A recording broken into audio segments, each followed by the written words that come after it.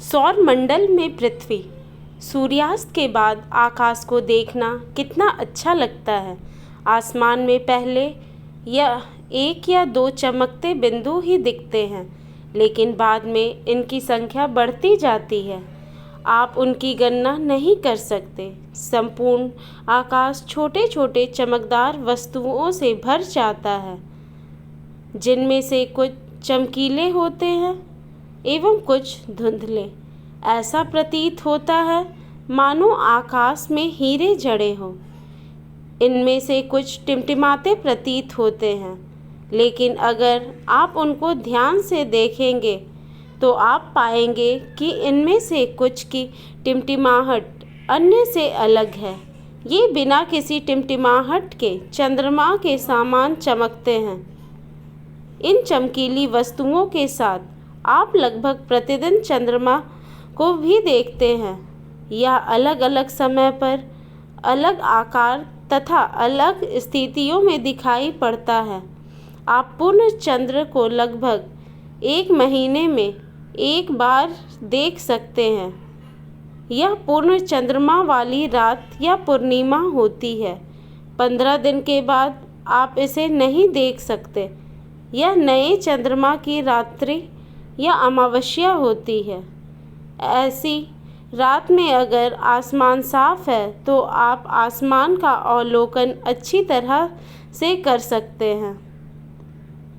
क्या आपको इस बात पर आश्चर्य नहीं होता है कि हम दिन के समय चंद्रमा एवं इन सभी छोटी चमकीली वस्तुओं को क्यों नहीं देख पाते हैं? ऐसा इसलिए है क्योंकि सूर्य के अत्यधिक तेज प्रकाश के कारण रात के समय चमकने वाली वस्तुओं को हम दिन में नहीं देख पाते हैं। सूर्य, चंद्रमा तथा वे सभी वस्तुएं जो रात के समय आसमान में चमकती है खगोलीय पिंड कहलाती हैं। कुछ खगोलीय पिंड बड़े आकार वाले तथा गर्म होते हैं। ये गैसों से बने होते हैं। इनके पास अपनी ऊष्मा तथा प्रकाश होता है, जिसे वे बहुत बड़ी मात्रा में उत्सर्जित करते हैं। इन खगोलीय पिंडों को तारा कहते हैं। सूर्य भी एक तारा है। रात के समय चमकते हुए अनगिनत तारे सूर्य के समान ही हैं, लेकिन हमसे बहुत अधिक दूर होने के कारण हम लोग उनकी ऊष्मा या प्रकाश को महसूस नहीं करते हैं तथा वे अत्यंत छोटे दिखाई पड़ते हैं। आपने अवश्य ध्यान दिया होगा कि कुछ दूरी से देखने पर सभी वस्तुएं छोटी दिखाई पड़ती हैं। अत्यधिक ऊंचाई पर उड़ रहा हवाई जहाज कितना छोटा दिखाई देता है। रात्रि में आसमान की ओर देखते समय आप तारों के विभिन्न समूहों द्वारा बनाई गई विविध आकृतियों को देख सकते हैं। ये नक्षत्र मंडल कहलाते हैं। उर्सा मेजर या बिग बियर इसी प्रकार का एक नक्षत्र मंडल है। बहुत आसानी से पहचान में आने वाला नक्षत्र मंडल सप्तऋषि या 7 तारों का समूह है, जो कि नक्षत्र मंडल उर्सा मेजर का भाग है। अपने परिवार या पड़ोस के किसी बड़े व्यक्ति से कहिए कि वो आपको आसमान में और अधिक तारों, ग्रहों तथा नक्षत्र मंडलों को दिखाए। प्राचीन समय में लोग रात्रि में दिशा का निर्धारण तारों की सहायता से करते थे। उत्तरी तारा उत्तर दिशा को बताता है। इसे ध्रुव तारा भी कहा जाता है। यह आसमान में हमेशा एक ही स्थान पर रहता है। हम सप्तऋषि की सहायता से ध्रुव तारे की स्थिति को जान सकते हैं। चित्र 1.1 में आप देखेंगे कि यदि सप्तऋषि मंडल के सांकेतक तारों को आपस में मिलाते हुए एक काल्पनिक रेखा खींची जाए तो उसे आगे की ओर बढ़ाया जाए तो यह ध्रुव तारे की ओर इंगित करेगी। कुछ खगोलीय पिंडों में अपना प्रकाश एवं ऊष्मा नहीं होती है। वे तारों के प्रकाश से प्रकाशित होते हैं। ऐसे पिंड ग्रह कहलाते हैं। ग्रह, जिसे अंग्रेजी में प्लैनेट कहते हैं, ग्रीक भाषा में प्लैनेटाइज शब्द से बना है, जिसका अर्थ होता है परिभ्रमक, अर्थात चारों ओर घूमने वाला। पृथ्वी, जिस पर हम रहते हैं, एक ग्रह है।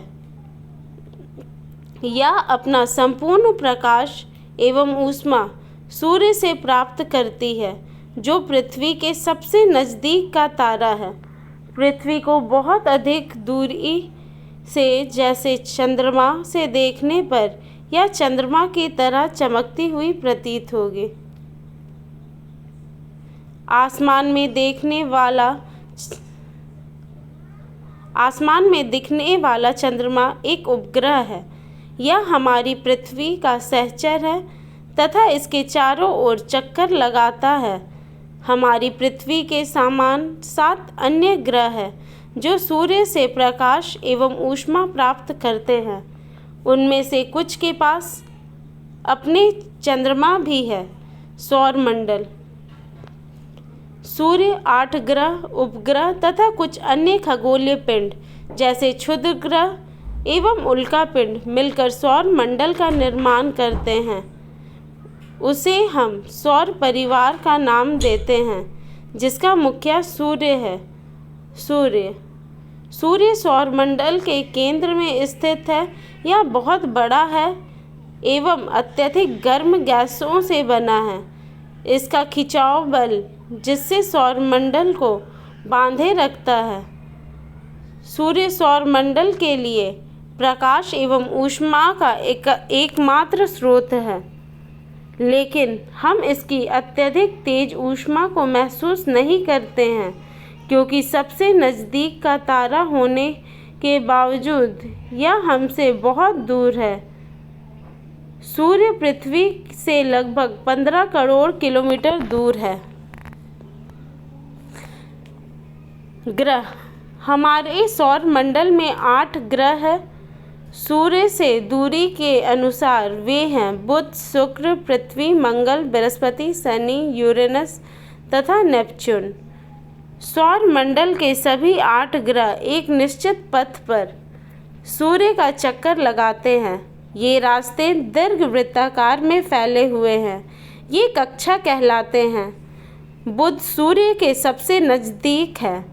अपनी कक्षा में सूर्य के चारों ओर एक चक्कर लगाने में इसे केवल 88 दिन लगते हैं।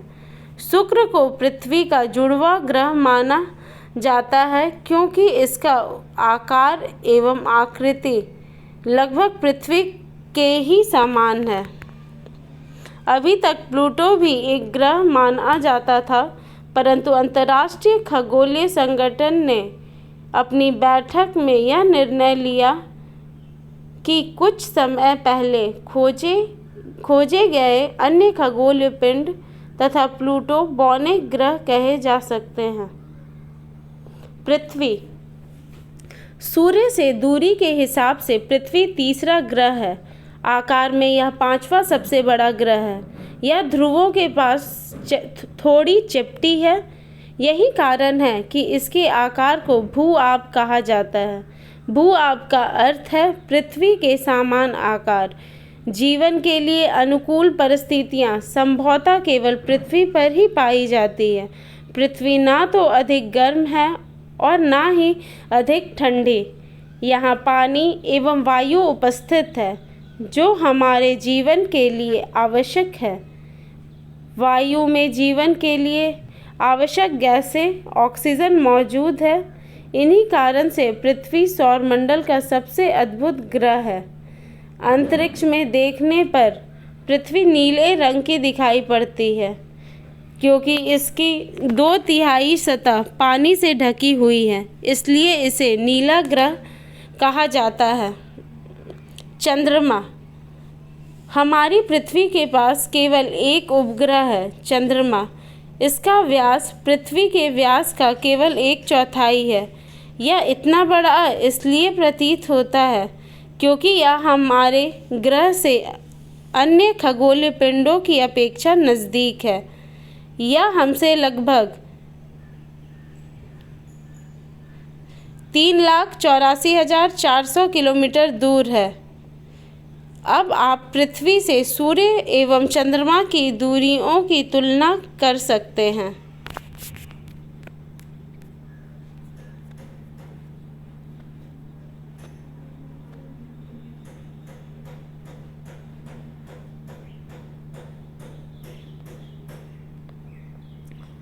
चंद्रमा पृथ्वी का एक चक्कर लगभग 27 दिन में पूरा करता है। लगभग इतने ही समय में यह अपने अक्ष पर एक चक्कर भी पूरा करता है। इसके परिणाम स्वरूप पृथ्वी से हमें चंद्रमा का केवल एक ही भाग दिखाई पड़ता है। चंद्रमा की परिस्थितियाँ जीवन के लिए अनुकूल नहीं हैं।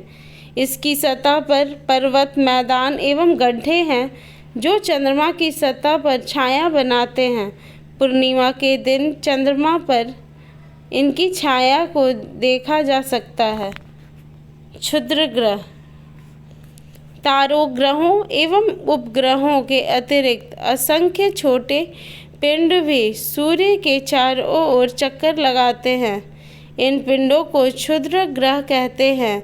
ये मंगल एवं बृहस्पति की कक्षाओं के बीच पाए जाते हैं। वैज्ञानिकों के अनुसार क्षुद्र ग्रह ग्रह के ही भाग होते हैं जो कि बहुत वर्ष पहले विस्फोट के बाद ग्रहों से टूटकर अलग हो गए हैं। उल्का पिंड। सूर्य के चारों ओर चक्कर लगाने वाले पत्थरों के छोटे छोटे टुकड़ों को उल्का पिंड कहते हैं। कभी कभी ये उल्कापिंड पृथ्वी के इतने नज़दीक आ जाते हैं कि इनकी प्रवृत्ति पृथ्वी पर गिरने की होती है। इस प्रक्रिया के दौरान वायु के साथ घर्षण होने के कारण ये गर्म होकर जल जाते हैं। फलस्वरूप चमकदार प्रकाश उत्पन्न होता है। कभी कभी कोई उल्का पूरी तरह जले बिना पृथ्वी पर गिरती है जिससे धरातल पर गड्ढे बन जाते हैं।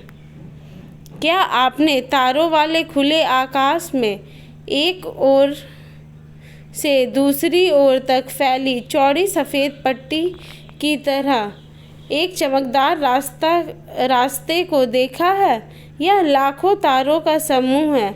यह पट्टी आकाशगंगा है। हमारा सौरमंडल इस आकाशगंगा का एक भाग है। प्राचीन भारत में इसकी कल्पना आकाश में प्रकाश की एक बहती नदी से की गई है। इस प्रकार इनका नाम आकाशगंगा पड़ा। आकाशगंगा करोड़ों तारों, बादलों तथा गैसों की एक प्रणाली है। इस प्रकार की लाखों आकाशगंगाएं मिलकर ब्रह्मांड का निर्माण करती है। ब्रह्मांड की विशालता की कल्पना करना अत्यधिक कठिन है। वैज्ञानिक अभी भी इनके बारे में अधिक से अधिक जानकारी एकत्र करने में जुटे हैं। इसके आकार के संबंध में हमें कोई जानकारी नहीं है, लेकिन फिर भी हम जानते हैं कि हम सभी इसी ब्रह्मांड में का हिस्सा है।